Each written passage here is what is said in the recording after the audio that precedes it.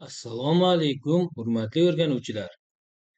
Bugungi darsimizda biz siz bilan JavaScript dasturlash tilida else if konstruksiyasini qo'llashni ko'rib chiqamiz. Keling, buning uchun bir chizmaga murojaat qilaylik. Mana bu yerda birinchi tasvirimizda e'tibor qilsangiz, dastur yo'nalishi bajarilish jarayonida qandaydir bir shartni tekshirib, agar bu shartimiz rost bo'lsa, ha yo'nalishidan boradi va birinchi yo'nalish bajariladi. Agar bu shartimiz yolg'on bo'lsa, ya'ni false qiymat qabul qilsa, yo'q yo'nalishdan boradi va ikkinchi yo'nalishdagi vazifalar, amallar bajariladi. Ushbu ko'rinish biz birinchi if konstruksiyasini o'rganganimizdagi if else ga to'g'ri keladi. Ya'ni shart rost bo'lsa ha yo'nalish, aks holda yo'q yo'nalish bajariladi. Bundan bu ko'rinishdagi konstruksiyadan foydalanib biz ikki xil variant mavjud bo'lgan shartni dasturlashimiz mumkin. Lekin odatda amaliyotda shunday jarayonlarga ham duch kelamizki, unda bitta shart tekshiriladi va natijasi bir necha xil bo'lishi mumkin. Bunga misol qilib o'tgan darsimizda biz aytgan edik, biror sonning juft yoki to'qligi. Bu ikki xil variant bor, shuning uchun if else yetarli. Lekin sonning musbat yoki manfiyligini tekshirmoqchi bo'lsak, bu yerda ikki xil variant emas. Son musbat bo'lishi mumkin, manfiy bo'lishi mumkin va undan tashqari nol ham bo'lishi mumkin. Unda biz bitta emas, bir nechta shartni tekshirishimiz kerak. Ana bu ikkinchi rasmimiz shunga mos keladi. Biz qandaydir bir shartni tekshiramiz. Shu shart agar to'g'ri bo'lsa, ha yo'nalishidan, ya'ni birinchi yo'nalish bajariladi. Agar yo'q bo'lsa, ya'ni bu shart yolg'on bo'lsa, unda ikkinchi yo'nalish yo'q yo'nalishga boriladi va keyingi shart tekshiriladi. Ya'ni shartlar soni mavjud variantlar sonidan bitta kam bo'ladi. Agar biz yuqorida aytgan misolimiz sonning musbat yoki manfiyligini tekshirmoqchi bo'lsak, unda 3 xil variant mavjud. Bundan kelib chiqadiki, 3 dan 1 ni ayirsak 2 bo'ladi. Biz 2 xil shartni tekshirishimiz kerak. Agar birinchi shart rost bo'lsa, birinchi yo'nalishdan ketamiz. Yolg'on bo'lsa, ikkinchi shartni tekshiramiz. Ikkinchi shart rost bo'lsa, ikkinchi yo'nalish bajaramiz. Agar bu shart yolg'on bo'lsa, uchinchi yo'nalishni bajaramiz. Xuddi shunday, agar variantlar soni 10 ta bo'lsa, misol sifatida aytib o'taylik, 10 xil variant mavjud bo'lishi mumkin bo'lsa, unda 10 ayrilgan 1, ya'ni 9 xil shartni tekshirishimiz kerak bo'ladi. Albatta, JavaScript dasturlash tilida ham, boshqa ko'plab dasturlash tillarida ham bunday holatlarda if yordamida emas, switch konstruksiyasi yordamida ishlash imkoniyati mavjud, lekin bu haqida biz keyingi darslarimizda gaplashamiz. Hozir esa o'tgan darsimizdagi gapni qanday gapligini aniqlashga qaratilgan dasturimizni o'rganish maqsadida if else dan foydalanamiz. Xo'p, const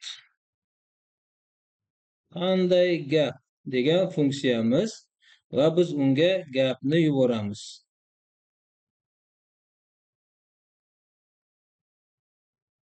Figurali qaus ichida ana endi funksiyamizni tanasini yozishni boshlaymiz. Keling, buning uchun const last char oldingi darsimizda xuddi shunday ishni bajargan edik. Oxirgi belgisini aniqlab olaylik. Gap to'rtburchakli qaus ichida gap nuqta length dan ayiramiz 1 ni. Agar xohlasangiz o'tgan darsimizdagi ends with yordamida ham bu ishni bajarishingiz mumkin. Metod ends with metodini o'tgan darsda ko'rib chiqqan edik. Tushunarliroq bo'lishi uchun bu usuldan yana foydalanyapmiz. Let, ya'ni bitta o'zgaruvchi yaratamiz. Gap turi.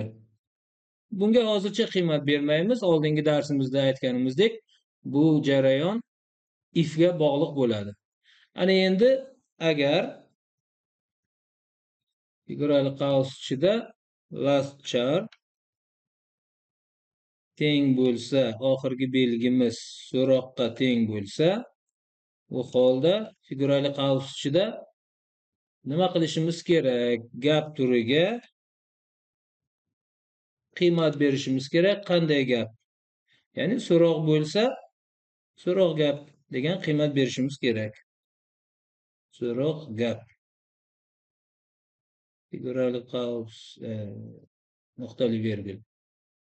Ana endi aks holda else if mana shu bugungi bizni mavzumizdagi yangilik.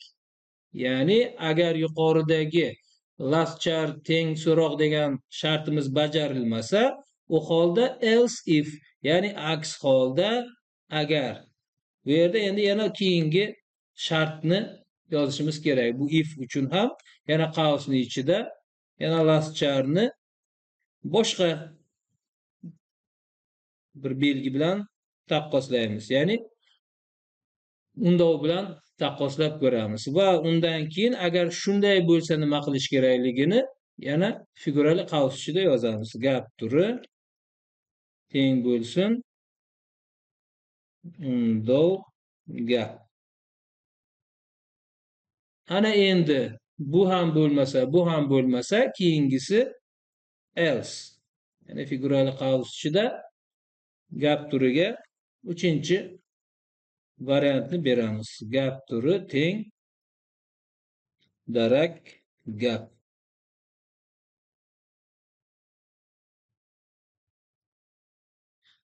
Xo'p, hozirgacha yozganlarimizni bir ko'rib chiqaylik. Funksiya yaratdik, nomi qanday gap? Uni ichida last char, ya'ni oxirgi belgini aniqlab oldik. Keyin gap turi degan o'zgaruvchi yaratdik. Agar last char oxirgi belgi so'roqga teng bo'lsa, gap turi o'zgaruvchimiz so'roq gap bo'ladi. Aks holda agar last char undov bo'lsa, gap turi o'zgaruvchimiz undov gap bo'ladi. Aks holda, ya'ni birinchi shartimiz ham bajarilmasa, ikkinchi shartimiz ham bajarilmasa, o'z-o'zidan 3-chi holat bo'ladi va u holatni tekshirish shart emas. Gap turi darak gap bo'ladi. Ana endi shundan keyin funksiyamiz nimani qaytaradi? Return yordamida qaytarishni avval ko'rib chiqqanimizdek, bektik yordamida, interpolatsiya yordamida qilsak bo'ladi. Demak, dollar figurali qaus gap bu yana dollar figurali qaus gap turi ekan. Demak, faraz qilaylik, biz bir gapni yubordik. Bugun juma degan darak gap, nuqta bilan tugaydigan gapni yubordik. Demak, shu bu yerga kelib tushadi. Oxirgisini aniqlanadi nuqta ekanligi va oxirgisi so'roq emas, undov emas ekanligidan kelib chiqqan holda uni faqatgina darak gap ekanligini aniqlaydi. Demak, gap turiga darak gap, gap o'zgaruvchisiga esa biz yuborgan o'zgaruvchi, ya'ni qiymat. Bugun shanba, bu darak gap ekan degan javob chiqadi. Endi shuni sinab ko'raylik. Konsol figurali qaus ichida qanday gap funksiyamizga biz yuboramiz? Bugun shanba degan undov gapni yuboramiz va ishlatib ko'ramiz. Mana bu yerda const emas, keyin bundan keyin bu yerda qo'yishimiz kerak edi. Endi ishlatib ko'ramiz.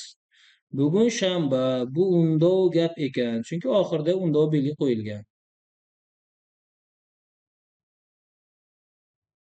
Bugun shanbani oxirida so'roq qo'yib ishlatib ko'ramiz.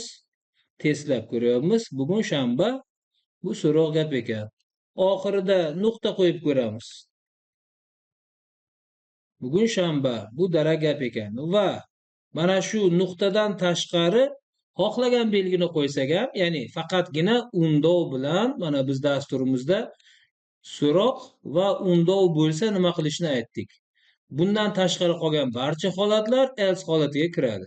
Shuning uchun oxirida hech narsa qo'ymasdan ishlatib ko'rsak ham mana dara gap ekan.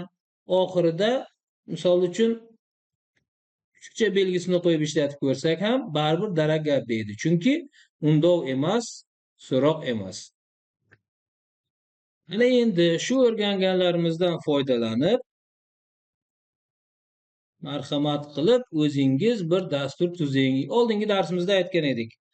Sonning musbat, manfiy yoki nol ekanligini aniqlovchi dastur desak ham bo'ladi. Funksiya tuzing va qo'llang desak aniqroq bo'ladi. Marhamat, videoni pauzaga qo'yib, o'zingiz dasturni tuzishga harakat qilib ko'ring.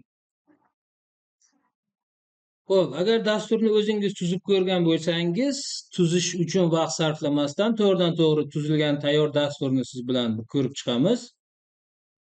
Musbat, manfiy, nol degan funksiya yaratdik va unga number parametrini berdik. Result yaratdik, hali unga qiymat berganimiz yo'q. Agar number 0 dan kichik bo'lsa, result manfiy songa teng bo'ladi. Aks holda agar number 0 dan katta bo'lsa, result musbat son bo'ladi. Aks holda, ya'ni yuqoridagi ikkita shartdan bajarilmasa, unda result 0 soni bo'ladi. Va oxir oqibat return yordamida siz kiritgan number soni result ekan, ya'ni resultga manfiy son, musbat son yoki 0 soni borib tushadi. Konsol log yordamida chiqarishni buyurdik va musbat, manfiy, 0 degan funksiyamizga 0 sonni yubordik. Ishlatib ko'raylik. Siz kiritgan 0 soni ekan. Endi bu yerda boshqa sonlarni ham qo'yib ishlatib ko'ramiz. 3. Siz kiritgan 3 soni musbat son ekan. Manfiy son qo'yib ko'raylik. -5. Siz kiritgan -5 soni manfiy son ekan. Ana shunday qilib sizga berilgan topshiriqni bajarilishi mana shunday ko'rinishda bo'ladi. Shuning bilan ushbu darsimizni yakunlaymiz. E'tiboringiz uchun rahmat.